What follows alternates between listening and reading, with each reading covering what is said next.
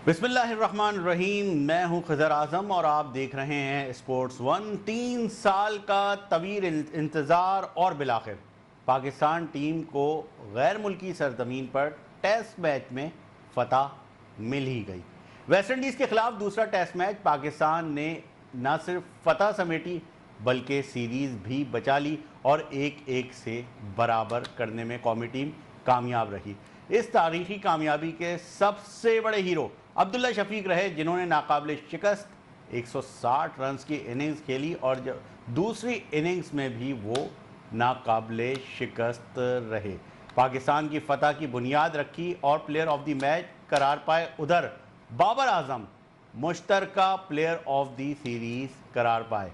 यही नहीं, बाबर आजम सबसे ज़्यादा मैन ऑफ द मैच लेने वाले खिलाड़ियों में पाकिस्तान के साबिक कप्तान इमरान खान के बराबर जा पहुंचे और पाकिस्तान की इस फतह में यकीनन उनकी कायदाना सलाहियत और उनकी बैटिंग से रन्स उगलने का जो तजुर्बा है वो पाकिस्तान को कामयाबी से हमकिनार किया उसने। साथ साथ पाकिस्तानी स्पिनर्स की भी कारकर्दगी शानदार रही। पाकिस्तान जैसे महसूस कर रहा था शायद अब उससे बेहतर महसूस कर रहा होगा। बात करेंगे आज के प्रोग्राम में इस कामयाबी के हवाले से और साथ ही साथ हम उस पर भी रोशनी डालेंगे, उस सीरीज़ पर रोशनी डालेंगे जहां पर कौमी टीम का अगला इम्तिहान है। तो हमारे साथ इस वक्त प्रोग्राम में मौजूद हैं एजाज शेख, जबकि कुछ देर के बाद हमें मज़ीद एक्सपर्ट्स ज्वाइन करेंगे। साथ साथ आपको मज़ीद ये भी बताता चलूँ कि कौमी हॉकी टीम का ऐलान कर दिया गया है वर्ल्ड कप के लिए। जी हाँ, वर्ल्ड कप में पाकिस्तान की कौमी हॉकी टीम की वापसी कई बरसों बाद हुई है, वरना हर साल हम एक ही खबर दे रहे थे कि कौमी टीम इस साल वर्ल्ड कप का हिस्सा नहीं बन सकी क्योंकि कौमी टीम क्वालिफाई ही नहीं कर सकी थी। तो वर्ल्ड कप के लिए कौमी टीम का जो इम्तिहान है उस पर भी गुफ्तगू करेंगे। हमारे साथ मेहमान मौजूद हैं। सबसे पहले रुख करते हैं एजाज शेख का। क्रिकेट की कामयाबी पर ज़रूर गुफ्तगू करेंगे और लंबी गुफ्तगू करेंगे क्योंकि ये गुफ्तगू पाकिस्तान के शायकीन क्रिकेट के लिए बहुत अरसे बाद उम्मीद की एक किरण बनी है, तसल्ली बनी है और शायद शायकीन क्रिकेट ने कहीं ना कहीं सुकून का सांस लिया होगा। मगर पहले रुख करते हैं कौमी खेल हॉकी का। एजाज शेख, आपने खबर दी आज पाकिस्तान हॉकी फेडरेशन ने, जिसके चीफ सेलेक्टर समीउल्लाह चंद रोज़ कबल हमारे ही मेहमान थे और उन्होंने बहुत सारी बातों का इंदिया दिया था, आज उस टीम का ऐलान कर दिया गया है। क्या कहेंगे एजाज शेख इस टीम के हवाले से? किस किस को शामिल किया गया है? क्या आपको उम्मीदें हैं? क्योंकि हमारे लिए तो फिलहाल अच्छी खबर यह है कि पाकिस्तान वर्ल्ड कप खेल रहा है हॉकी का। जी देखिए, आपने 2-3 सवाल एक साथ कर दिए और नंबर बोलने की इजाज़त भी दे दी। शुक्रिया आपका खिदर। सबसे पहले तो ये बड़ी खुशाइंद बात है कि पाकिस्तान हॉकी टीम एक अरसा दराज के बाद पार्टिसिपेट करेगी मेगा इवेंट वर्ल्ड कप में। पाकिस्तान 4 बार वर्ल्ड कप की चैंपियन है, 3 बार ओलंपिक की चैंपियन, चैंपियंस ट्रॉफी विनर है, Asia cup, Asian games, Saranda cup, Azlan Shah cup, जितने भी टाइटल हॉकी के इवेंट होते हैं उसका पाकिस्तान एक टाइम पे विनर रहा है। फिर एक लंबा टाइम 1994 में पाकिस्तान ने वर्ल्ड कप ऑस्ट्रेलिया में जीता। फिर पाकिस्तान आहिस्ता आहिस्ता आहिस्ता आहिस्ता हॉकी हमारी जवाल का शिकार होगी। तो इसकी जो बुनियादी वजह 18वें नंबर तक भी जा पहुंची तो वो यही थी कि अरबाब इक़्तिदार की वजह से एक ऐसा टाइम भी आया जब पाकिस्तान टीम ने इंटरनेशनल लेवल पे जाके खेलना ही छोड़ दिया। हालांकि ये कोई ज़रूरी नहीं था कि कोई मेगा इवेंट ही होता तो पाकिस्तान टीम वहाँ पे जाके पार्टिसिपेट करती। आपको ये इल्म होना चाहिए, इल्म होगा, यकीनी तौर पर इल्म होगा क्योंकि आप एक अरसा से हॉकी, क्रिकेट, तमाम स्पोर्ट्स की जो गेम्स हैं वो आप कवरेज करते हैं उसकी अरसा दराज से। तो ये जो पार्टिसिपेशन होती है उसकी भी नंबरिंग होती है, रेटिंग में उसका बड़ा अमल दखल होता है, जैसा फुटबॉल है या दीगर जो टीम गेम्स हैं। अगर आप पार्टिसिपेट ही नहीं करोगे तो आप कहीं भी स्टैंड नहीं करोगे, बल्कि आहिस्ता आहिस्ता जवाल की तरफ गामजन हो जाओगे। एक तरफ तो आपकी गेम ख़त्म हो रही हो, आपको इसके सुतीली वहाँ सा सलूक हो रहा हो, हुकूमत की तरफ से पार्टिसिपेशन ना हो, अगर पैसे मिल जाएँ तो उस वो भी बदूनवानी हो कि उसमें भी इल्ज़ामात की मोहर लगना शुरू हो जाए अपने ही ओलंपियंस की तरफ से। तो ये तो एक थी कहानी मुख्तसर जो पाकिस्तान टीम ये दूर होती रही। तो जब शहबाज सीनियर साबिक कप्तान हैं तो उनसे भी पूछा गया, ओल्टमैन से पूछा गया, जब एक टाइम था जब वो कोच बने लाहौर में, हमारी बात हुई उनसे, तो उन्होंने कहा कि 10 साल तक पाकिस्तान टीम अब की मेगा इवेंट में नहीं पहुंचेगी, अब इसकी पोजीशन यही रहेगी। लेकिन इस 10 साल को भी ये तकरीबन उन्होंने 25-30 साल पहले बात कही थी। फिर उसके बाद बात की शहबाज सीनियर से जो लेजेंडरी प्लेयर हैं, बहुत बड़े प्लेयर हैं, एक नाम है हॉकी का, साबिक कप्तान है, उनका नाम दुनिया में हॉकी उनके बगैर अधूरी है, सीधी सी बात है। उनसे जब हमारी बात होती ऑफ द रिकॉर्ड या ऑन द रिकॉर्ड, वो बरमला ये कहते कि इनके साथ मैं 20 ओलंपियन कोचेस भी लगा दूंगा, गैर मुल्की भी कोचेस लगा दूंगा। तो अब इसका जो उठना, एक उड़ान भरना फतह की जानिब, ये मुझे दिखाई नहीं देता। लेकिन खैर ये उनकी अपनी राय थी, हम इससे इतफाक़ नहीं करते थे, क्योंकि एक ओलंपियन अगर ये कहे कि साबिक कप्तान ये कहे तो ये मुनासिब नहीं था, बल्कि इसका रास्ता निकालने की ज़रूरत थी। खैर पाकिस्तान चैम्पियंस ट्रॉफी में भी जवाल का शिकार, एशिया कप में भी पाकिस्तान को मात होना शुरू होगी, 4 मुल्क की टूर्नामेंट में भी वर्ल्ड कप से आउट होगी, ओलंपिक से दूर होगी। लेकिन अब ये जो टाइम आया है, सुनहरा टाइम आया, तो इसका क्रेडिट, अगर आपका नेक्स्ट क्वेश्चन है जब भी आप करो, तो ये कि ये पाकिस्तान स्पोर्ट्स बोर्ड या किसी ब्यूरोक्रेट के अंदर होने में तो बिल्कुल भी नहीं है। मैं बात जब बयान करूँ, इसकी बुनियादी वजह यह है कि ये जो प्रो हॉकी लीग है उसमें आपने 16 मैचेस खेले, उसमें आपको 79 गोल्स हुए, आपने 20 के करीब तकरीबन आपने भी गोल किए, पाकिस्तान ने भी। तो ये है कि जो एशियन हॉकी एसोसिएशन है और उसके बाद जो वर्ल्ड हॉकी है उसमें तैयब इकराम साहब हैं, उन्होंने भी कई बार ऐसा कोई रास्ता निकालने की कोशिश की कि जिसकी वजह से पाकिस्तान, जिसका सुनहरा गोल्डन जो है माजी पास्ट है, तो उसके अब क्योंकि वर्ल्ड कप के लिए स्क्वाड का अनाउंसमेंट हो गया है। अब मैं उसकी तरफ, बस अब उसकी तरफ ही आ रहा हूँ। तो अब पाकिस्तान की 20 रुकनी टीम अनाउंस हुई है, तो उनके साथ काफ़ी सारे कोचेज भी लगाए गए। लेकिन हैरानकुन तौर पर सबसे बड़ी बात यह है कि ये पहला मौका है कि कोई भी नामवर पाकिस्तानी कोच इस के साथ बिल्कुल भी नहीं। अगर कोई पाकिस्तान का कोच इनके साथ है तो अदनान जाकिर है, और इसके अलावा एक जो एनालिस्ट है अशरफ सुल्तान नाम है, वो लाहौर से बिलोंग करते हैं। तो जो बॉब जोहान है वो कोच हैं, और उनके साथ असिस्टेंट कोच के जो फ़राइज़ अंजाम दे रहे हैं वो फरहान है, वो है क्रिस्टोफर। तो अब देखना यह है कि ये जो गैर मुल्की कोच हैं, जिनका नाम तो इतना फेमस नहीं है, इतना ज़्यादा सुनने में नहीं आया ना, वो ये कि उन्होंने किसी टीम को बहुत आला दर्जे पर फाइज कर दिया गया हो, तो उन्होंने किया हो, तो ये भी कोई अभी तक मेरे तो इल्म में नहीं है।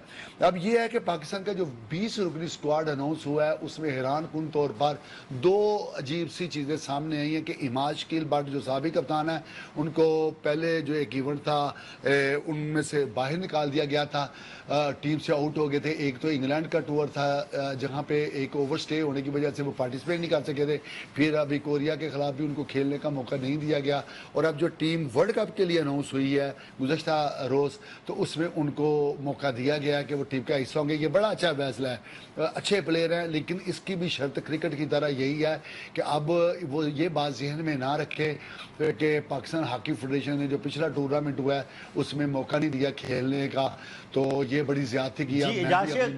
मुख्तसर कीजिएगा टीम ओवरऑल आप समरअप कर लें, फिर हम क्रिकेट की तरफ हमें आना है। मुख्तसर ये है कि जो पाकिस्तान का ग्रुप है जिसमें इंडिया टीम भी है, जो यूरोपियन टीमें भी हैं, तो अगर उसमें देखा जाए पाकिस्तान की मौजूदा सूरत हाल, तो अगर पाकिस्तान टीम अपने ग्रुप में 2 मैच भी जीत ले तो ये पाकिस्तान का बड़ा कारनामा होगा। जब तक कि मैंने मौजूदा हालात में जो हॉकी की, बहुत बहुत शुक्रिया। इजाज़ शेख हमारे साथ मौजूद हैं। कौमी हॉकी टीम का ऐलान कर दिया गया है, जिसमें बड़े बड़े जो खिलाड़ी हैं वो तो नहीं है, क्योंकि सारे ही यंगस्टर्स हैं और सारे ही अपनी किस्मत आजमाएंगे। अब्दुल वहीद हैं, अफराज हकीम हैं, हुनैन शाहिद, अहमद नदीम, हम्माद अंजुम, अम्माद बट, जिनका जिक्र एजाज शेख कर रहे थे। इसके अलावा गजनफर अली, मोइन शेख, अब्दुल मन्नान, मोहम्मद अब्दुल्ला, वकार गोलकीपर के फ़राइज़ अंजाम देंगे। इसके अलावा अदील लतीफ़, अब्दुल रहमान, अबू बकर, अली रज़ा, मोहम्मद अहमद, लियाकत अरशद और जाकिर हयात समेत सुफियान खान और उमर मुस्तफ़ा कौमी हॉकी टीम का, कौमी हॉकी स्क्वाड का हिस्सा हैं। गुड लक पाकिस्तान टीम के लिए कि अच्छा खेलें। हम ये नहीं समझते कि अभी ये टीम कोई ट्रॉफी उड़ा सकती है। अगर आप 12वें नंबर पर हैं तो 8वें और 7वें नंबर पर भी अगर आप स्टैंड करते हैं तो ये एक अच्छी बड़ी पेशरफ्त होगी। और एक बहुत बड़ी पेशरफ्त हुई है पाकिस्तान क्रिकेट की। 3 साल बाद पाकिस्तान क्रिकेट शायकीन का दिल कहीं ना कहीं मुतमईन हुआ होगा। पाकिस्तान ने एक अच्छी फतह से वेस्ट इंडीज़ सीरीज़ का इख्तिताम किया, एक ऐसे लम्हे में जब पहला टेस्ट खेलने के बाद हम ये सोच रहे थे क्या ये सीरीज़ हम बचा पाएंगे। सीरीज़ बचाने में टीम कामयाब रही। वंडर बॉय इस मैच का अब्दुल्ला शफीक बने, जो कि खुद रेड बॉल कैंप का हिस्सा नहीं थे, इग्नोर किया हुआ था रेड बॉल क्रिकेट में। मगर वही कहते हैं कि जब किस्मत आप पर मेहरबान हो और कुदरत रास्ते बना रही हो, तो ऑलरेडी अब्दुल्ला शफीक उसी जगह मौजूद थे जहां पाकिस्तान टीम टेस्ट मैच खेल रही थी। एक इंजरी हुई, अब्दुल्ला गए, सेंचुरी बॉय को रिप्लेस किया, सेंचुरी की। पाकिस्तान टीम के लिए बड़ी ज़बरदस्त इन्होंने खिदमात अंजाम दी इस टेस्ट मैच में। बाबर आजम की कप्तानी, बल्ले से रन भी उगले, अनलकी रहे, सेंचुरी स्कोर ना कर सके, रन आउट हो गए।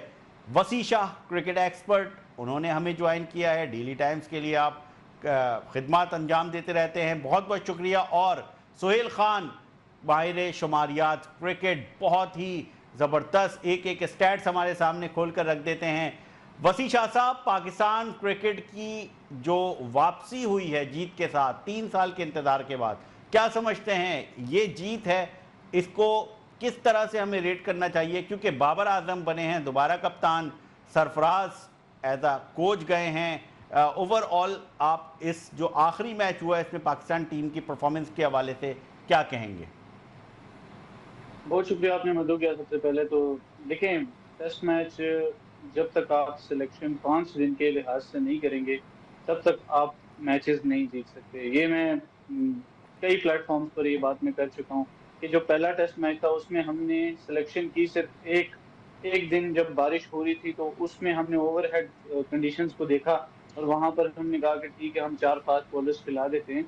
लेकिन ऐसे नहीं होता। टेस्ट मैच आपको 5वें दिन का सोचकर 5 4 3 2 1 पे आना पड़ता है। ऐसे नहीं कि 1 2 3 4 5, क्योंकि आप टेस्ट मैच एक दिन में नहीं जीत सकते। टेस्ट मैच जीतने के लिए आपको 5 दिन मुसलसल सेशन बाय सेशन या इवन 4 डेज, आजकल क्रिकेट थोड़ी फास्ट हो गई तो 4 दिन में खत्म हो जाता है टेस्ट मैच, लेकिन उसके लिहाज से सोचना पड़ेगा। तो पहले टेस्ट मैच में हमने ये गलती की कि आपके पास स्पेशलिस्ट स्पिनर नहीं था, साजिद खान नहीं थे। तो आपने वो डिफरेंस देखा कि दूसरे टेस्ट मैच में जिस तरह उन्होंने आए और जो तीसरे दिन के आखिरी जो कुछ लम्हात में थे उनमें उन्होंने 3 आउट किए और फिर सुबह आते ही उन्होंने टेल को वाइप कर दिया। और ये ही चीज हम मिस किया हमने पहले टेस्ट मैच में, जहां पर हम 87 for 7 वेस्ट इंडीज को कर दिया था। लेकिन उसके बाद हमने 170 172 करवा दी और फिर वो हमारी रीच से बियॉन्ड हो गया टारगेट। और वो ही पिवटल पॉइंट था कि जहां पर आप उन्हें पकड़ सकते थे लेकिन आप नहीं पकड़ा। और फिर जब आप टीम को टेस्ट मैचेस हो, वनडे हो, T20 हो, क्रिकेट में इंटरनेशनल टीम को आप थोड़ा सा भी स्निफ दें वो आपको फिर बहुत पीछे छोड़ देती है। इसी तरह यहाँ पर भी हुआ कि हमने थोड़ा सा जब 60 for 2 थे वो दूसरी इनिंग्स में, तो वहां पर हमने थोड़ा सा उन्हें जकड़ा और वहां पर जकड़े गए वो स्पिन के साथ। आप तीसरे दिन या चौथे दिन फास्ट बॉलर्स पर मुद्दा डाल ही नहीं सकते कि हमने तो 4 फास्ट बॉलर्स खिलाए थे। लेकिन 4 फास्ट बॉलर्स क्या करेंगे, नहीं होता। जब बॉल सॉफ्ट हो जाता है, जब पिच पुराना हो जाता है, तो you have to have a specialist spinner. Ali Usman जो है वो स्पेशलिस्ट स्पिनर हैं, there is no doubt about it. लेकिन उसमें अब देखें, आप अगर पहले ही मैच में, पहले ही डेब्यू में ही किसी प्लेयर पे इतनी बड़ी जिम्मेदारी डाल दें कि आपके साथ और कोई स्पिनर नहीं है और हम सलमान अली आगा से पार्ट टाइम बॉलिंग कराएंगे, तो आपको फिर रिजल्ट सही होते। फिर उसके बाद बैटिंग की अगर बात करें तो देखें, हम बड़ी तारीफ कल से कर रहे हैं बाबर आजम की भी और अब्दुल्ला शफीक की भी और सबकी, लेकिन हमें वो चीजें देखनी है कि हमने आगे जाके इंग्लैंड में टेस्ट मैच खेलनी। ठीक है, अब्दुल्ला शफीक तो आपके प्लान्स में ही नहीं था। अब्दुल्ला शफीक ने पिछले 3 सालों में 6 सेंचुरियां की हुई हैं, लेकिन वो आपके प्लान्स में नहीं था, जस्ट बिकॉज कि वो ओपनर है और ओपनर बाबर आजम ने अपने दोस्त इमामुल हक को खिलाना था। ये तो बात फिर आपका ये जो आपने इंट्रो में कहा कि एक बंदा इंजर्ड हुआ तो उसकी जगह अब्दुल्ला शफीक को आपको मजबूरन खिलाना पड़ा। नहीं तो आप अगर सऊद शकील फिट होते तो ये अब्दुल्ला शफीक जो कल आपके प्लेयर ऑफ द मैच में, ये खेलते ही ना। मगर वसी शाह साहब लेकिन पहले मैच वो में तो चले ही सिर्फ इमाम, तो सिलेक्शन तो बुरी नहीं थी। सर लेकिन नहीं नहीं, मैं आपको बताता हूँ ना, इमाम ने 150 किया 3 इनिंग्स में, उनका क्या स्कोर है आप मुझे दिखा दें। और स्कोर डजंट मैटर, आप देखें बहुत अच्छी बॉल पे सलमान अली आगा पहली इनिंग की जो पहला टेस्ट मैच था उसमें बहुत अच्छी बॉल पे आउट हुए। There is a ball that आप उस पे आउट होते हो। लेकिन जिस तरह इमामुल हक पिछली 3 इनिंग्स में आउट हुए हैं, आप वो हाइलाइट्स देख लें और आप फिर बताएं कि वो किसी अच्छे क्रिकेटर की वो शॉट्स थी नहीं थी। वेरिएबल बाउंस किसने कोप करना होता है, मैंने तो नहीं करना ना, इमामुल हक नहीं करना है, he wasn't able to do that. अभी लास्ट जो इनिंग्स थी उसमें वो किस तरह कैजुअली उन्होंने स्लिप में कैच दिया, एक स्लिप थी थर्ड स्लिप, उसमें वो आउट हो गए। तो आपको अप्लाई करना पड़ता है खुद को, वो ये मैच फिनिश करना चाहिए था उन्हें without getting out, just because कि उनका स्ट्रेचर। मैं ये नहीं कह रहा कि वो प्लेयर बुरे हैं, लेकिन इस वक्त उनकी टीम में इस परफॉर्मेंस के साथ तो जगह नहीं बनती जितनी जी अब्दुल्ला शफीक सियालकोट के लिए परफॉर्मेंस कर चुके हैं। तो ये चीजें हमें देखनी है कि हमने आगे जो स्विफ्ट टेस्ट है, इससे बहुत स्विफ्ट टेस्ट है हमारा, इंग्लैंड में इंग्लैंड को आगे हराना है, आगे इंग्लैंड के वसी शाह खिलाफ साहब, खेलना है। इंग्लैंड टेस्ट पे भी हमें गुफ्तगू करनी है। पहले सुहेल खान हमारे साथ मौजूद हैं। सुहेल खान साहब, आपने कहा था कि ये 18वां मैच होगा अगर पाकिस्तान टीम जीतती है, क्योंकि कोई किसी टीम ने अगर 300 प्लस किया है और फिर पाकिस्तान टीम ने वो मैच अपने नाम कर लिया है। और बाबर आजम पहुंचे इमरान खान के बराबर, 3 साल का तवील इंतज़ार। तो इस मैच को आप कैसा देख रहे हैं? अब्दुल्ला शफीक जो कि प्लान का हिस्सा नहीं थे, आए और अगली टीम का प्लान ख़राब कर दिया उन्होंने, सारी प्लानिंग ऊपर से नीचे कर दी। आप सेकंड टेस्ट को कैसा देख रहे हैं? इस सीरीज़ को पाकिस्तान के लिए कैसा देख रहे हैं? क्या हमें अभी तक कॉम्बिनेशन बनाने में मुश्किलात का सामना है या हम बना ही नहीं पा रहे? जी सुहेल खान साहब। आपको भी अस्सलाम वालेकुम सबसे पहले, और जी तमाम देखने और सुनने वालों को अस्सलाम वालेकुम। सबसे पहले ये कहना चाहूँगा कि आपने बात की यहाँ पर पाकिस्तान की। हाँ बिल्कुल, 18वां ऐसा टेस्ट मैच है ये पाकिस्तान के लिए जो हम जीते हैं आफ्टर पहले बैटिंग करते हुए किसी टीम ने 300 या उससे ज़्यादा रन का टोटल हासिल किया हो। जहाँ तक बात है, बहुत अच्छा लगता है जब टीम जीतती है। और आपको पता है कि जब हम लास्ट ओवरसीज टेस्ट मैच जीते थे और इस ओवरसीज टेस्ट मैचेस में बहुत सारी चीज़ें कॉमन हुई हैं। कहीं ना कहीं बाबर आजम उसमें भी कप्तान थे, बाबर आजम इसमें भी कप्तान है। अब्दुल्ला शफीक के लिए सबसे ज्यादा कॉमन है, उन्होंने 201 रन उस मैच में भी बनाए थे, 160 नॉट आउट इस मैच में भी बनाए हैं। अब्दुल्ला शफीक उस मैच में भी प्लेयर ऑफ द मैच थे और अब्दुल्ला शफीक जो है वो इस वाले टेस्ट मैच में भी प्लेयर ऑफ द मैच है। तो यहाँ बड़ी कॉमन कॉमन चीजें रही है दोनों विन में, पाकिस्तान की विन की अगर हम बात करें। लेकिन सिलेक्शन को लेके यकीनी तौर पर इमामुल हक को ना, वो कैजुअल क्रिकेट खेलते हैं पाकिस्तान के लिए, एक आध इनिंग अच्छी खेलने के बाद, अगर आपने कहा कि पहले टेस्ट की पहली इनिंग वो भी शान मसूद ने काफी अच्छा उनका साथ दिया और वो इनिंग उन्होंने खेली। उसके बाद तो इतनी कैजुअल, यानी जो अभी वसी शाह की बात कर रहे थे, मैं तो यूँ आगे बढ़ाऊँ कि 75 रन का ही टारगेट था ना। यही चांस होता है कि आप मैच को फिनिश कर दें, अपनी फॉर्म हासिल करें, थोड़ा सा विकेट पे स्टे करें, लेकिन इतना कैजुअल किस्म के उन्होंने जो शॉट खेले वो आउट हो गए, उसमें कैच आउट हो गए। उसके अलावा भी तो यहाँ पर आपको सिलेक्शन में अभी भी चीजें तो होंगी कि अब इंग्लैंड में आपको एक 4 गेम मिला है, लेकिन उसके बाद बीच में जब आप खेलेंगे तो आप क्या फास्ट बॉलिंग अटैक खिलाएंगे, क्या आप करेंगे, किस तरीके से आप, क्योंकि अब बात को वापस आ जाना है और हम शहजाद मोस्ट प्रोबेबली वापस आ जाएंगे, तो वहां से 2 स्पिनर्स तो मैं खेलते नहीं देख रहा। लेकिन at the end of the day, जिस तरह साजिद ने 8 विकेटें ली, जिस तरह अली उस्मान ने 6 विकेटें ली, जिस तरह बाबर ने विनिंग शॉट खेला, फिनिश किया, joint player of the series बने, तो अच्छा जरूर है पाकिस्तान के लिए। लेकिन 1-1 ड्रॉ ये बड़े आराम से 2-0 होता अगर हम वेस्ट इंडीज को पहले टेस्ट मैच में दबोच लेते। हमें कितने मौके मिले, हमें पहले टेस्ट मैच में जब हमारे से 3 आउट से 244 पर तब मौका मिला, हमने दूसरी इनिंग्स में उनके 7 आउट कर दिए तब मौका मिला उनको जकड़ने का, दबोचने का, लेकिन वो हम वेल नहीं कर सके। लेकिन चले विन विन है। और आफ्टर लॉन्ग टाइम 3 साल 8 टेस्ट मैच ओवरसीज हारने के बाद फाइनली कुछ अच्छा हुआ है पाकिस्तान के लिए। तो जो अच्छा हुआ है उसकी तारीफ करेंगे, लेकिन तनकीद कराए इतना हम करते रहेंगे।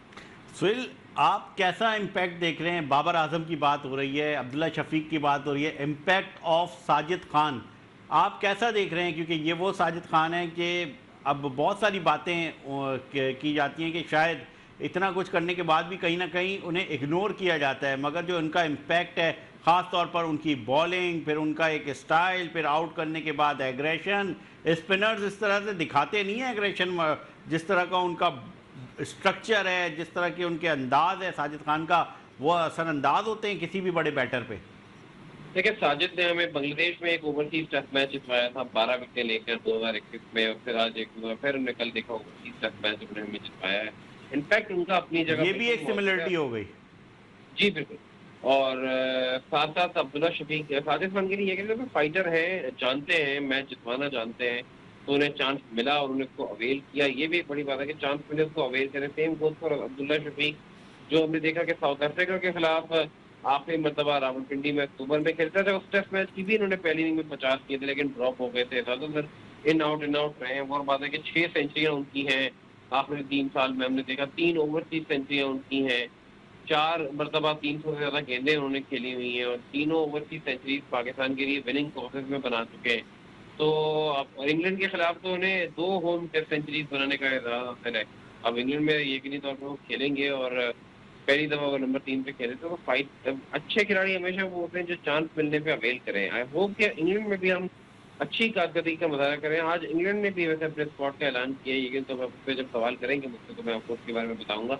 लेकिन आई थिंक जी सुहेल, कुछ प्लेयर्स की वापसी भी हुई है ये पाकिस्तान के खिलाफ, जो इंग्लैंड सीरीज, इंग्लैंड का स्क्वाड का ऐलान हुआ है, उस पर हम गुफ्तगू करेंगे। एजाज शेख साहब, मैच जीत गए, सीरीज जीतने का मौका था, दबोच सकते थे वेस्ट इंडीज़ को, कॉम्बिनेशन नहीं बना पाए। एक ऐसा प्लेयर जो प्लान का हिस्सा नहीं था, वो टीम में आया, वो सब कुछ कर गया, जो प्लान का हिस्सा था उन्होंने मायूस किया। महज 75 रन से हम हासिल नहीं कर सके, मगर यहाँ पर कुछ अच्छा हुआ दूसरे टेस्ट में।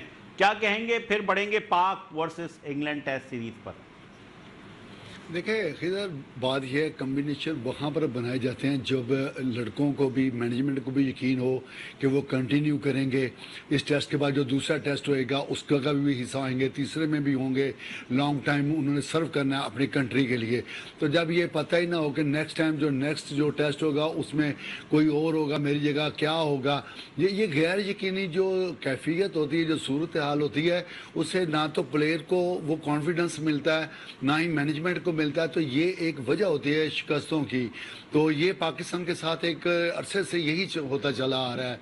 तो जब प्लेयर्स को ये पता हो कि वो टीम का लाजमी हिस्सा है, तो वो फिर लाजमी बात होती है कि वो अच्छा परफॉर्म करने की कोशिश करते हैं। इंग्लैंड के ये जो वेस्ट इंडीज़ के खिलाफ जो दूसरा टेस्ट है, पाकिस्तान ने उम्दा परफॉर्म किया, ख़ास तौर पर सेकंड इनिंग्स में भी और पहली इनिंग्स में भी। अब आप देखें ना, जिस तरह हम उस दिन बात कर रहे थे कि पाकिस्तान को चाहिए कि 78 रन की जो लीड है वो पहले उतार के उनकी पहली इनिंग्स की जो बढ़तरी है, तो पाकिस्तान को ज़रा ज़्यादा खेलना चाहिए ताकि वो लीड ले सकें। 42-43 की लीड तो हासिल कर ली।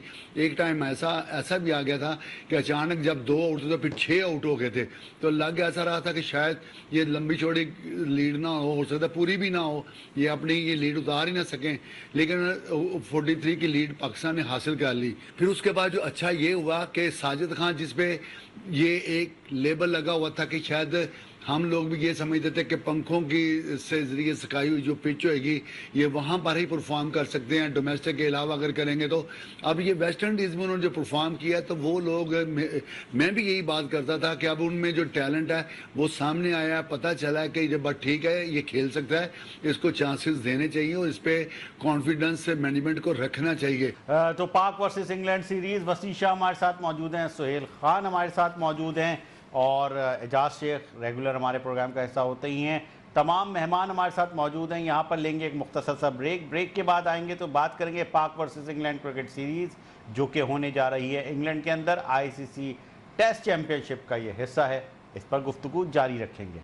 गुफ्तगू जारी है स्क्रैबल पर, अंग्रेज़ी हरूफ का ये खेल जिसमें पाकिस्तानी तलबा छाए हुए हैं और मुसलसल छाए हुए हैं, और एक और बार नए इम्तिहान के साथ मैदान में उतर रहे हैं। हमारे साथ एज़म मौजूद थे और अब हमारे साथ मौजूद हैं Ahmed Salman, number 1 youth player हैं पाकिस्तान के, बहुत ही छोटे हैं मगर नंबर 1 हैं, खैर यूथ प्लेयर हैं।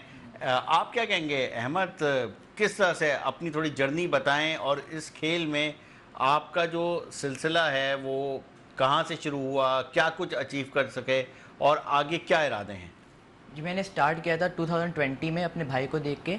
तो मेरे भाई ने 2018 में स्टार्ट किया था, वो उन्होंने सबसे पहला टूर्नामेंट खेला था इंटर स्कूल टूर्नामेंट, तो उससे उनको बहुत इंटरेस्ट डेवलप हुआ। कौन से भाई, क्योंकि आपके तो 2 भाई भी जी, पहले सबसे बड़े पार्टिसिपेट भाई कर चुके हैं और जीत भी चुके हैं। थोड़ा सा अपने भाइयों के बारे में बताएं। मेरा ख्याल है कि दुनिया में इस तरह की कोई 3 भाई कहीं पर भी नहीं गए इस चैंपियनशिप में, इस गेम में। तो मेरे जो सबसे बड़े भाई हैं अली सलमान, तो वो 2022 में वर्ल्ड चैम्पियन बने हैं और उन्होंने 2018 में स्टार्ट किया था। तो वहाँ से हमारी स्क्रैबल जर्नी स्टार्ट हुई थी। तो उन्होंने 2018 में इंटर स्कूल चैम्पियनशिप खेली थी और उन्होंने फिर वापसी पीछे मुड़ के नहीं देखा और फिर वो खेलते रहे। तो उनसे फिर हम सब में इंटरेस्ट डेवलप हुआ। तो फिर हमने 2020 में एक कोच हमारे सर मुइज़ुल्लाह बेग, उनसे हमने ट्रेनिंग ली और फिर हम स्क्रैबल में अच्छे होते गए और फिर हम साथ साथ मुझे ये बताएं कि जिस तरह से आप इस गेम में आगे जा रहे हैं, जाहिर सी बात है घर से एक सिलसिला शुरू हुआ, तो आपने कहा कि आपने अपने भाई को देखा, तो साथ नशिस्त लगाते हैं तीनों भाई, खेलते हैं और कभी अपने भाइयों को आपने शिकस्त दी है? भाइयों से मैं रोज़ खेलता हूँ और मतलब रोज़ 3-4 गेम खेलता हूँ, तो उनमें से 2 मैच जीत जाता हूँ। चलिए जी, ये तो अच्छी बात है, क्योंकि अगर आप माजी के चैंपियंस को हरा रहे हैं तो अच्छी बात है। तो जी ये स्क्रैबल के अकमल बरादरान हैं, यानी सलमान बरादरान हैं, क्योंकि इससे पहले जो है क्रिकेट में इस तरह के 3-4 भाई आते रहे, मगर स्क्रैबल में ताई साहब ये भी एक अच्छा पोटेंशियल है कि एक भाई ने शुरू किया तो तीसरा भाई भी आ रहा है और तीसरा भाई बड़े भाइयों को आ रहा है। ब्रदर्स का तो रिकॉर्ड है, 2 भाई वर्ल्ड चैंपियन है जो दुनिया में आज तक कभी नहीं है। और मज़े की बात यह है कि ये छोटा भाई उन दोनों से बेहतर है। तो ये भी तीसरे बनने जा रहे हैं, ये इंशाल्लाह बनने जा रहे हैं और ये बन जाएंगे तो ये रिकॉर्ड टूटना बहुत ही मुश्किल होगा, अनलेस कि इनका जो चौथा भाई है वो भी खेलना शुरू कर दे। ज़बरदस्त ज़बरदस्त। अच्छा तक साहब, ये बताएं कि आपके जो मादी के चैंपियन, ये सिर्फ खेल नहीं है, ये जाहिर सी बात है खेल तो हर खेल के थ्रू स्कॉलरशिप भी मिलती है, एक दुनिया भर में आपको एडमिशन मिलते हैं, एजुकेशन भी है, स्टडीज़ भी हैं, खेल भी है। कितने ऐसे प्लेयर्स हैं जो कि इंटरनेशनली इस खेल के थ्रू पार्टिसिपेट कर चुके हैं, दुनिया की मुख्तलिफ यूनिवर्सिटीज़ में या कॉलेज में उनको स्कॉलरशिप मिली हो? बहुत ज़्यादा। हमारे जितने भी यूथ प्लेयर जाते हैं सबसे पहले उनको स्कॉलरशिप में आसानी होती है, क्योंकि उनकी स्टडी बेहतर हो जाती है, तो उनके अपने रिज़ल्ट ही पहले से बेहतर आ जाते हैं। स्क्रैबल की वजह से एक थोड़ा अच्छा इंप्रेशन होता है, क्योंकि इस खेल की काफ़ी इज्जत है दुनिया में, तो उनको कॉलेजेस यूनिवर्सिटीज़ बहुत आसानी से एडमिशन दे देती हैं। उसके बाद चूँकि हमारी परफॉर्मेंस इतनी अच्छी है, हमारे बच्चों को वीज़ों का भी प्रॉब्लम नहीं होता, फिर इंटरनेशनली भी यूनिवर्सिटीज़ वगैरह में हमारे बच्चों का एडमिशन बहुत कंपैरेटिवली ईजीली मिल जाता है। हमारे प्लेयर कैम्ब्रिज में भी इस वक्त पढ़ रहे हैं, साबिक यूथ प्लेयर ऑस्ट्रेलिया में है, कनाडा में है, जर्मनी में है, इंग्लैंड में है, मुख्तलिफ जगहों के ऊपर हैं। तो ये खेल जो है उनको बहुत मदद देता है, सिर्फ खेल ही नहीं, खेल के अलावा बाकी आपकी प्रैक्टिकल लाइफ में भी बहुत मदद देता है। आपके पास जो जाहिर सी बात है, जब आप नेशनल या इंटर कॉलेज, इंटर स्कूल करवाते हैं, तो उसमें किन स्कूलों के बच्चे जो है वो ज़्यादा आपको लगते हैं कि वो पार्टिसिपेशन उनकी जो है बड़ी इंटरेस्ट के साथ होती है, न सिर्फ बच्चों का इंटरेस्ट बल्कि स्कूल का भी इंटरेस्ट है? थोड़ा सा मुझे ये बताइएगा दूसरा खेल कि ये जो खेल है, मेरा सवाल आपसे ये कि ये सिर्फ प्राइवेट स्कूलों तक महदूद है या फिर इसमें कहीं ना कहीं सरकारी स्कूल के बच्चे भी कहीं ना कहीं हाईलाइट हैं? दीगर खेलों में तो बआसानी आ जाते हैं, मगर हम सवाल करते हैं सरकारी स्कूलों का जो निज़ाम तालीम है उसके हवाले से, तो क्या सरकारी स्कूलों के बच्चे भी आते हैं इस सतह तक? जी, इस खेल में कभी सर्किट का हिस्सा रहे इंटरनेशनली? देखिए, प्लेयर्स तो हर जगह से आते हैं, हर इलाके से आते हैं, पाकिस्तान के दूसरे शहरों से आते हैं, सरकारी स्कूल और गैर सरकारी तमाम उसमें से आते हैं और खेलते हैं, अच्छा खेलते हैं।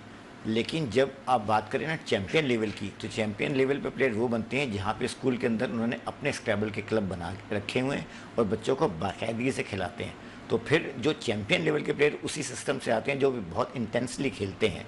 तो उसमें कुछ स्कूल्स हैं कराची के, जैसे BVS पारसी स्कूल है, हैप्पी होम है, HHS, मामा पारसी है, जाफ़र पब्लिक स्कूल है। ये वो स्कूल हैं जो उन्होंने इस खेल को बहुत सीरियसली लिया है और बाकायदा उसकी कोचिंग करते हैं, तो वो डेफिनेटली ज़्यादा पॉलिश हो जाते हैं। लेकिन जो पूल है उसमें तमाम स्कूलों के बच्चे होते हैं। सही सही। अहमद, आपसे मैं सवाल करूंगा और फिर मैं जाऊंगा बिलाल की तरफ कि आप ये बताएं इन टर्म्स ऑफ टाइटल, अभी तक आपने सबसे बड़ा टाइटल कौन सा अपने पास रखा हुआ है और इन टर्म्स ऑफ अमाउंट सबसे बड़ी अमाउंट आपको गिफ्ट की सूरत में कौन सी मिली है, थोड़ा देखने वालों को बताएं। और आगे इस गेम के थ्रू आपने क्या प्लान बनाया या आपके बड़े भाइयों ने क्या तय किया हुआ है कि इंटरनेशनली वो कहीं स्कॉलरशिप प्रोग्राम, ये वो थोड़ा सा इस बारे में बताएं, और कितना हेल्पफुल है स्क्रैबल आपकी स्टडीज़ के लिए? सबसे पहले जो मैंने सबसे बड़ा टाइटल हासिल किया है वो मैंने 2022 में इंडिया में किया था। तो मैं अंडर 12 चैम्पियन बना था उस टाइम, और वहाँ पे मुझे प्राइज़ मनी भी अच्छी खासी मिली थी, याद तो नहीं है लेकिन मिले थे 40,000 तक। और बाकी बड़े हो के स्क्रैबल हम शायद कंटिन्यू ना करें क्योंकि उसमें ज़्यादा कोई फ्यूचर नहीं है, और मनी वाइज ज़्यादा फ्यूचर नहीं है स्क्रैबल में बड़े होके। मगर स्क्रैबल जाहिर सी बात है आपकी प्रोफाइलिंग में तो बड़ा हेल्पफुल साबित होगा ना, अगर आप इसको स्कॉलरशिप वाइज बहुत हेल्पफुल साबित होगा, क्यों बड़े होके हमें यूनिवर्सिटीज़ में अच्छी खासी स्कॉलरशिप मिल जाएगी। जी बिलाल, आप क्या समझते हो, आप एज अ स्क्रैबल प्लेयर क्या समझते हो कि इस गेम का फ्यूचर कैसा है? इन फ्यूचर आप इसको कैसा देख रहे हो कि इसको कंटिन्यू करने में क्या फ़वाइद हैं और इसको मज़ीद बेहतर किस तरह बनाया जा सकता है, कैसे आगे बढ़ सकते हैं? इस गेम को छोड़ना बड़े होके मतलब मेरे लिए तो बहुत मुश्किल है, क्योंकि वंस आप एक गेम को स्टार्ट करते हैं, अपना पैशन बना लेते हैं, तो फिर उसके बाद वो आपकी खून में बस जाता है, मतलब आप छोड़ नहीं सकता आपको उसको ऐसे। तो छोड़ने का तो सच को प्लान नहीं है, कंटिन्यू रखूंगा इंशाल्लाह बड़े होकर भी। और फ्यूचर की जहाँ तक बात है तो मैं ऐसा कोई मनी वाइज फ्यूचर है तो नहीं, लेकिन फिर भी मतलब एक शौक होता है आपका, तो शौक तो आप कंटिन्यू रख सकते हैं ना, मतलब पढ़ाई के साथ मैनेज अगर आप करना चाहें तो कर सकते हैं। सही, मगर आपसे अगर मैं पूछूं कि सबसे बड़ा टाइटल आपने अभी तक कौन सा हासिल किया है, और प्राइज मनी की अगर मैं बात करूं वो कौन सा हासिल किया है, और अमाउंट की सूरत में कुछ प्राइज मनी नहीं होती, आप जब टाइटल हासिल करते हैं तो आपके लिए बहुत सारे दरवाजे खुल रहे होते हैं, स्कॉलरशिप्स की सूरत में आपका एक्सपोजर बढ़ रहा होता है, आप ट्रैवल कर रहे होते हो। तो जब आप ये चीज़ें देख रहे होते हो तो क्या समझते हो कि सबसे बड़ी अचीवमेंट आपको थ्रू स्क्रैबल कौन सी मिली है? 2024 में हमारी एक चैंपियनशिप हुई थी वर्चुअल ओलंपियाड, उसके अंदर मैंने इंडिया के माधव कुमार को हराया था टाई ब्रेकर में, और उसमें मुझे सबसे अच्छी प्राइज मनी मिली थी $600, और वो स्पेशल भी है विन मेरे लिए, क्योंकि इंडिया को हराया वो भी टाई ब्रेकर में आखिरी मैच में, और मैं चैंपियनशिप सील करी। सही, ज़बरदस्त। बिलाल, आपसे बात हुई, जिस तरह से हमारी बात हुई, अहमद से बात करेंगे। वसीम खत्री साहब, ये दोनों जो हमारे पार्टिसिपेंट हैं इन्होंने इंडियन ओपोनेंट्स को हराया हुआ है, और जब आप इंडिया को हरा दें, एक ने तो इंडिया में जाके इंडिया को हरा दिया, तो ये तो बड़ी बात होती है हमारे लिए। तो जब कोई इंडियन ओपोनेंट सामने होता है तो बतौर मैनेजर आप समझते हैं कि प्लेयर को ज़रा अलग तरीके से थोड़ा सा ट्रीट करना पड़ता है कि भाई यहाँ भी कोई नर्व्स का गेम होता है? क्योंकि देखें दूसरे गेम्स में तो होते हैं कि स्टेडियम में लाखों का क्राउड होता है, यहाँ पर थोड़ा बहुत कहीं ना कहीं नर्व्स का गेम आप देख रहे होते हैं कि स्टूडेंट्स में या जो पार्टिसिपेंट हैं उनमें दिख रहा हो, तो उनको किस तरह से मैनेज करना चाहिए बतौर मैनेजर, टीम मैनेजर? हाँ जी बिल्कुल, ये तो नेचुरल फिनोमेना है कि जब भी इंडियन प्लेयर से मैच होता है, इवन जब मैं भी खेल रहा होता हूँ इंडियन प्लेयर से, तो we try to give our 100%, and obviously on the board we are obviously rivalry, but off the board we are very good friends. तो हमारी कोशिश होती है कि जब भी इंडियन अपोनेंट्स होते हैं तो हम अपनी बेसिक्स को ठीक करें, हम जो है मेक श्योर करें कि हम मिस्टेक्स ना करें गेम में, क्योंकि जहाँ पे प्रेशर होता है तो वहाँ पे आप मिस्टेक्स भी करना शुरू कर देते हैं। तो this is what actually matters. इंशाल्लाह ये है कि उम्मीद बहुत अच्छी है, कॉन्फिडेंट है प्लेयर, क्योंकि माजी में भी प्लेयर्स ने हराया हुआ है, इंडिया को बहुत बार हराया हुआ है, और हम we are much better youth team we have what the India right now. तो इंशाल्लाह हमारी कोशिश होती है कि हम अगर हमारे, क्योंकि हमारे जो टॉप अपोनेंट्स होंगे वो इंडियंस होंगे, श्रीलंकन्स होंगे, थाईलैंड होंगे, तो ये सब प्लेयर्स होंगे। तो इंशाल्लाह हमारी कोशिश होती है जब भी इनसे मैच हो, not only against India but जिससे भी मैच हो वो पूरा अपना 100% दे के मैच खेले। इंडियन होंगे, श्रीलंकन होंगे, थाईलैंड से होंगे, ये सारे जो है मेन ओपोनेंट्स होंगे। आप क्या समझते हैं कि ये जो आपका 11 रुकनी दस्ता है इसमें कितना पोटेंशियल है? और साथ साथ मुझे ये बताइएगा कि इन फ्यूचर आप जिस तरह बता रहे हैं कि जितना टैलेंट है, जो सिलेक्शन का दौड़ होती है, इसमें आपको चैलेंजेस आ रहे होते हैं या इसको लेकर जाएं, इसको कैसे मिस करें, ये सवाल होता है आपके ध्यान में? नहीं, उसकी वजह है कि हमारा जो सिस्टम है उसमें सिलेक्शन नहीं है, उसमें क्वालिफ़िकेशन उसका एक सिस्टम जो है, उसका जो क्राइटेरिया है वो बना के सबको पहले से पता होता है। तो उसमें प्लेयर ने खुद ही क्वालिफाई करना होता है, कोई उसको सेलेक्ट नहीं करता और कोई किसी को ड्रॉप नहीं करता। तो ये इतना फेयर है कि जो सेलेक्ट हो गया उसको मालूम है कि मैं सेलेक्ट हो गया, जो नहीं हुआ उसको पता है मैं सेलेक्ट नहीं हुआ, तो उसमें कोई क्वेश्चन नहीं, इट्स वेरी वेरी ट्रांसपेरेंट। और जिस तरह से ये पूरा एक ज़ाहिर सी बात है कि पूल जा रहा है, आप समझते हैं कि अब ये आगे हम इस खेल को मज़ीद किस तरह से इन्हांस कर सकते हैं कि ताकि ये कंटिन्यू रहे? और ये जो अमाउंट वाली बात है, ज़ाहिर सी बात है, देखें जब तक एक प्राइज़ मनी है उसको बढ़ाना है, स्पॉन्सर्स को लाना है, और सबसे बड़ी बात कि गवर्नमेंट के दरवाजे खोलने हैं, तो उसके लिए क्या क्या इकदाम इस वक्त आपके जारी हैं? देखें, इसमें प्राइज़ मनी का इशू तो है, क्योंकि ऑब्वियसली इतने फंड्स होते नहीं हैं। अभी जो वर्ल्ड चैम्पियनशिप खेलने जा रहे हैं वो जा भी अपने खर्चे से रहे होते हैं, तो ये तो पॉसिबल ही है कि फ़ंड्स किए जा सकें। ये तो उसी सूरत में मुमकिन है या तो गवर्नमेंट इसको सपोर्ट करें, इसमें इतने फंड्स आएँ, या कॉर्पोरेट्स इसको सीरियसली लें। और वैसे वर्ल्ड वाइड भी स्क्रैबल में इतना पैसा तो नहीं है, लेकिन इस खेल का एक अपना लुत्फ़ है खेलने का, जिसकी वजह से खेला जाता है। पाकिस्तान में जो है पैसा कम है because there is no government support. अगर ये आ गई तो बहुत बेहतर हो सकता है। और गवर्नमेंट के सपोर्ट लाने का जो मुझे तरीका पता है वो सिंपली ये है कि परफॉर्म ऐसा करें, करके दिखाएं कि परफॉर्मेंस खुद बोले। वो तो हमने कर दी है, अब इसके बाद वाला तरीका मुझे नहीं मालूम क्या करना होगा। इतनी टूर्नामेंट जीत ली हैं, इतनी चैम्पियनशिप जीत ली हैं कि यूथ में दुनिया के किसी मुल्क ने इतनी वर्ल्ड चैम्पियनशिप नहीं जीतनी जितनी पाकिस्तान ने जीती हैं। और अगर पाकिस्तान की बात करें तो किसी एक खेल ने पाकिस्तान में इतने टाइटल नहीं लेकर आया जो स्क्रैबल लेके आया। इससे आगे क्या करना है, आई डोंट नो। चलिए जी, होपफुल हैं हम कि ये जो हमारा 11 रुकनी दस्ता है नैरोबी जा रहा है world scrabble championship, world youth scrabble championship में शिरकत करने के लिए, वो कामयाबी के साथ लौटेगा। और जो एहसास जिसकी बात कर रहे थे तारिक साहब के, जो एहसास है वो सरकारी सतह पे या गवर्नमेंट लेवल पर होना चाहिए कि एक खेल है जो कि कंटिन्यूसली आपको चैम्पियंस दे रहा है और बड़े पॉजिटिव वे में चैम्पियन दे रहा है। छोटे छोटे बच्चे हैं जो कि चैम्पियन बन के आ रहे हैं, हेडलाइंस बनती है। आप स्क्रैबल गूगल ही कर लें तो उसमें पाकिस्तान के चैम्पियंस की लिस्ट होती है।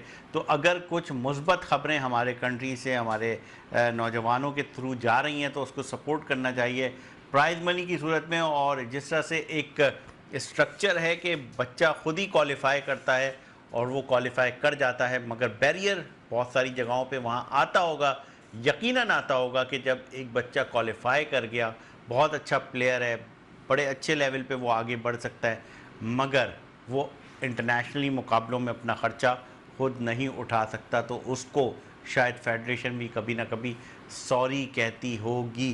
तो ये रास्ते यकीनन जो बैरियर हैं उनको रास्तों की सूरत में खोलना होगा और सपोर्ट चाहिए होगी मल्टीनेशनल कॉरपोरेशन की, जो हमारा कॉरपोरेट सेक्टर है, क्योंकि उनको आगे आना होगा इस गेम में। यकीनन जब कामयाबी होती है तो प्रमोशंस भी बहुत होती हैं और सबसे बढ़कर गवर्नमेंट को आगे आना होगा प्राइज़ मनी की सूरत में और एसोसिएशन की सूरत में, और साथ ख़ास तौर पे पाकिस्तान स्पोर्ट्स बोर्ड के थ्रू। तो हमारे साथ आज स्क्रैबल के खिलाड़ी और ऑफिशियल्स मौजूद थे जो कि गुफ्तगू कर रहे थे इस खेल के लिए और उस चैम्पियनशिप की तैयारी के हवाले से बता रहे थे, जो कि नैरोबी में 2 रोज़ तक जारी रहेगी। होपफुल है कि वर्ल्ड यूथ स्क्रैबल चैम्पियनशिप में पाकिस्तान जीत के साथ वापस वतन लौटेगा।